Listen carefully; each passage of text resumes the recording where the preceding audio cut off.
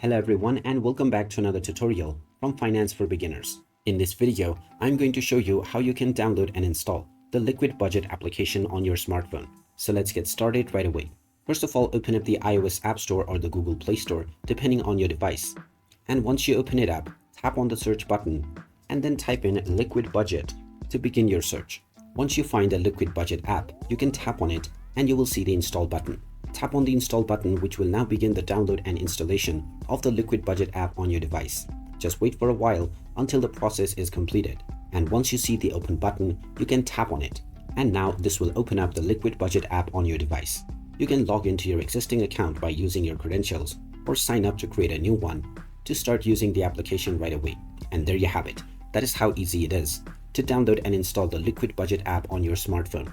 If you find this video helpful, don't forget to hit that like button and subscribe to our channel for more useful tips and tutorials. Thanks for watching, and I will see you again in the next video.